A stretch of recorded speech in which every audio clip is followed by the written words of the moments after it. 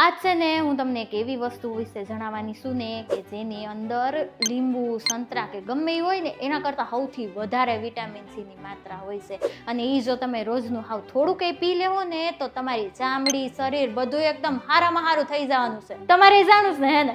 ખબર છે, એટલે જ છે ને આ વિડીયો તમારા હાટું લઈને આવી છું. એ કેમ છો? જય શ્રી કૃષ્ણ. હું તમારી ચકી અને આજે પાછી આવી ગઈ છું મારી બધી જ બેનપણીઓ હાટું, એટલે કે માત્ર મહિલાઓ માટે. અહીંયા છે ને આપણે બધી પ્રકારની વાયતું કરશું ને એનો ઉકેલ લઈ આવશું. હવે આજે છે ને એક એવા ફળની હું વાત કરવા જાઉં છું ને કે જે આમ છે હાવ નાનું પણ એના ગુણ છે, ફાયદા જે કહેવાય ને એ બહુ મોટા છે. એ છે આમળા. હવે આમળા છે ને એમાં સૌથી વધારે વિટામિન સીનું પ્રમાણ હોય, એટલા બધા મિનરલ્સ હોય ને બહુ બધું હોય.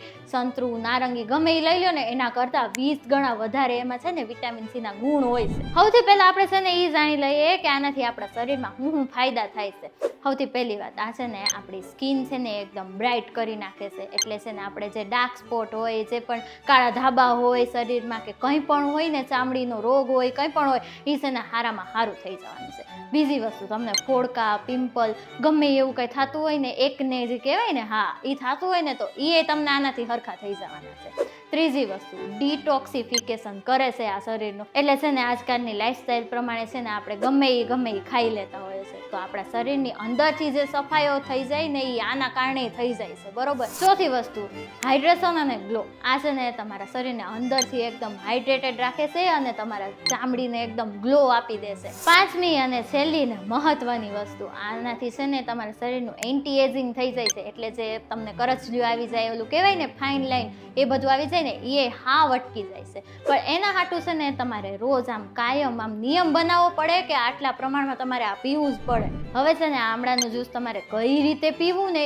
એ હું તમને જણાવી દઉં. તમારે છે ને રોજ 20 થી 30 ml જેટલું આમળાનું જ્યુસ પીવાનું છે, એટલે પીવાનું જ છે. અને આને છે ને સીધું નથી પીવાનું, આને છે ને પાણીમાં ભેળવીને તમારે પીવાનું છે, બરોબર. અને જો તમને આનો સ્વાદ ન ભાવતો હોય ને તો તમે આમાં છે ને મધ ઉમેરી શકો છો. અને આ તમે પીવાનું ચાલુ કરશો કે તરત તમને રિઝલ્ટ નહીં દેખાય, તમને 2 થી 4 અઠવાડિયા પછી તમને રિઝલ્ટ દેખાવાનું છે. એટલે છે ને થોડીક આમ ધીરજ જાળવવી જરૂરી છે. હવે તમે કહો કે ચકી બેન, આપણે રોજ આમળાનું જ્યુસ પીને કંટાળી ન જાય તો છે ને એના હાટું તમે બીજું હું ઉમેરી શકો ને એ હું તમને જણાવી દઉં. એક તો મેં તમને મધનું કીધું, એ મધ તમે આમાં ઉમેરી શકો છો. બીજી વસ્તુ, જો તમને એલોવેરાનું જ્યુસ ભાવતું હોય ને તો એ તમે આમાં ભેગું ઉમેરી શકો છો. એ છે ને તમારા શરીર માટે એકદમ આમ હારામાં હારું છે.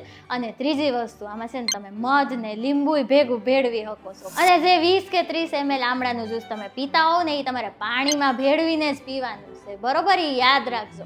અને તમને એકલા આમળા ભાવતા હોય ને તો કાચા આમળા ખાઈ લેવાના છે તમારે. ઘણા તો એના અથાણાઈ બનાવે, ઘણા સંભારાઈ બનાવે, ઘણા તો શાકેય બનાવતા હોય. તો એ આપણા શરીર હાટું છે ને એકદમ હારામાં હારું છે અને કુદરતી ઉપાય છે. સારું, હાલો, આ સિવાય તમને કંઈ બીજું વધારે જાણવું હોય કે બીજી કઈ વસ્તુ વિશે જાણવું હોય ને તો મને છે ને કમેન્ટ કરીને જણાવજો. એની ઉપર છે ને એક લાઈક, શેર ને સબસ્ક્રાઈબનું બટન છે, એ એકવાર દબાઈ દેજો, બરોબર છે ને. મળીએ કાલે પાછા. આવજો. જય શ્રી કૃષ્ણ.